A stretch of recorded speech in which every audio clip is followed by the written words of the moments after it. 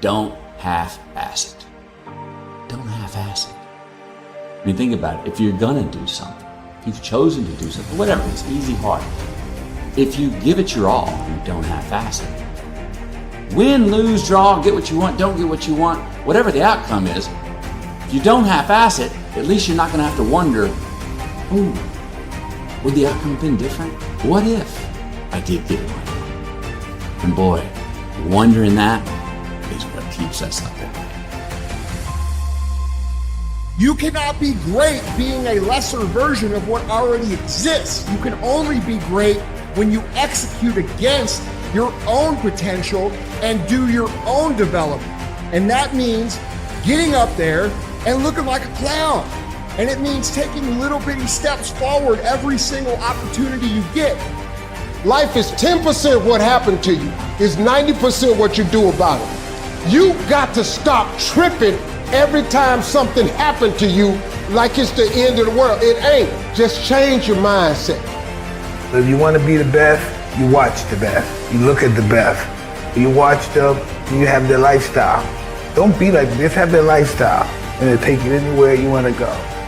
That's the only way you ever get where you want to go. You have to take a path that's dangerous, and most people want to take the safe path. The safe path leaves you stuck in quiet desperation almost every time. It's hell. Motivation is a feeling that comes and goes, and it doesn't matter whether it's there or not. Discipline is infinitely more important. So no matter how you feel, get up and do what you're supposed to do. That's it. And that's discipline. It's not motivation. If you only did what you were supposed to do when you were motivated to do it, that's leaving it to chance. But if you're disciplined, you go do what you're supposed to do. That's the way it works. It's more important to own your weaknesses. We like to run away from weaknesses. Like for instance, if you're good at running, all you want to do is run. If you're great at reading, you have several books. But we don't do those things that we're not good at. So for me, I realized, man, like I keep on running away from these things I'm not good at. I have to dive into these things. I have to become one with these things. So I made this long list of things I don't want to do. And through that, I found myself. So I started seeing myself very differently than the average human being. I was like, hold on a second. I have something they don't have. And that's when I started to develop these things through working out. It was this great, never-ending work ethic. The more you put into anything in life, the more you're going to get out. Now, for whatever reason, people understand this.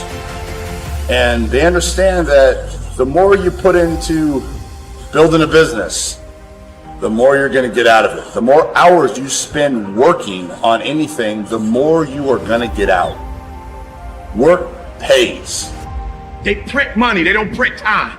They don't print opportunities. You can lose money and get it back. You can't get time back. You can't get experiences back. Worship getting your time back with your family. Average people focus on money. The great focus on time, because I can't get my time back. Do you have the guts to fail?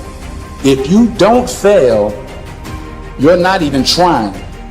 To get something you never had, you have to do something you never did. Don't give up. Don't let the world get you down. When it does get you down, get up and write what you want out of your life and don't fucking stop. You know what I'm saying? There ain't no vacations. Only with people with credit card debt take vacations. You get up every fucking day, you look in the mirror and you tell that mirror, I'm a bad motherfucker. And one way or another, I'm gonna make it fucking happen today. Do you believe that you're capable of change? Do you believe that good things happen when you go through a process of learning and taking steps? Do you believe that you can actually get out of your patterns? What stands between us and where we want to go? It's always the story we tell ourselves and why we can't achieve that. And if I wanted to boil it down, I would just say, what is your biggest why? What's your biggest goal that you would love? If it was a year from now, we were sitting here, you're watching this, and it was a year later, and it was the best year of your life, what would be the biggest thing that would have changed you? In order to have something different, you are going to have to do something different. In order to have something more, you have to do something you haven't done yet. That thing that you want, I guarantee you, you've convinced yourself that you're fine not having it.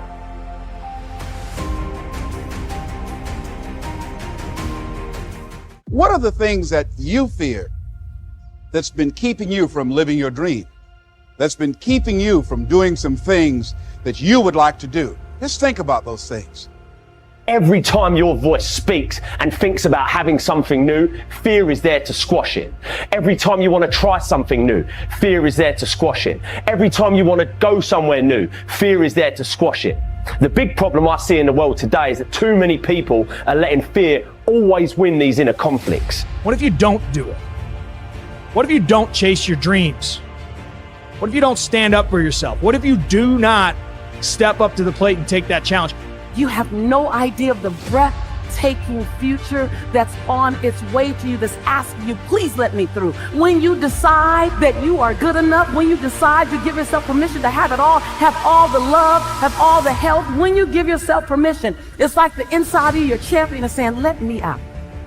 Fear forces evolution. Fear is good. Fear are instincts. Fear is the radar that tells you what you need to do, how to exist, and what's going to keep you alive. Fear can keep you in your comfort zone. It's safe there. You know what to expect, but nothing grows there. Life happens outside the comfort zone. So let's look at how we can begin to take some steps to restructure that fear, to begin to expand our visions of ourselves, to begin to increase our self-esteem. Webster said that self-esteem means confidence and satisfaction in oneself. Look at your life right now. Whatever you've done up to this point in time, your life is working. Whatever you have produced, it came out of you as a result of the kind of person that you have become. You have to be fearless. You have to be completely fearless and have utmost belief in whatever that feeling is inside you. It's all a mindset.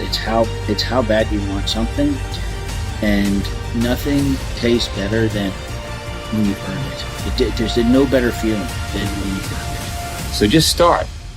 Stop talking about it. If not now, when? If not you, then who? Listen, someone else is starting right now. As long as you got air in your lungs, you have an opportunity to improve your current situation. So human up, accept the challenge, change your associations, and soon you will find yourself receiving accolades and congratulations. But first you gotta say I do to the new you and commit to a lifetime of small wins that at times will seem meaningless and pointless. Are you in a position to quit? Or are you in a position to go harder? Are you in a position to go stronger? Are you willing to dig and go as far as you can in your life? Are you willing to suffer? So instead of boxing yourself in and thinking only about all the different ways that something could be bad, could break, could fall to pieces, think about all the things that you could do if you take the action. The most common fears that we experience, which often sabotage all hope for success, are the fears of failure, poverty, and loss of money. These fears cause people to avoid risk of any kind and to reject opportunity when it is presented to them. They are so afraid of failure that they are almost paralyzed when it comes to taking any chances at all. There are many other fears that interfere with our happiness. People fear the loss of love or the loss of their jobs and their financial security. People fear embarrassment or ridicule. People fear rejection and criticism of any kind. People fear the loss of respect or esteem of others. These and many other fears hold us back throughout life. The most common reaction in a fear situation is the attitude of, I can't. This is the fear of failure and loss that stops us from taking action. It is experienced physically, starting in the solar plexus. When people are really afraid, their mouth and throat go dry, their heart starts pounding. Sometimes they breathe shallowly and their stomach churns. Often they feel like getting up and running to the bathroom. These are all physical manifestations of the inhibitive negative habit pattern which we all experience from time to time. Whenever a person is in the grip of fear, he feels like a deer caught in the headlights of a car. This fear paralyzes action. It often shuts down the brain and causes the individual to revert to the fight or flight reaction. Fear is a terrible emotion that undermines our happiness and can hold us back throughout our lives. Fear makes come true that which one is afraid of.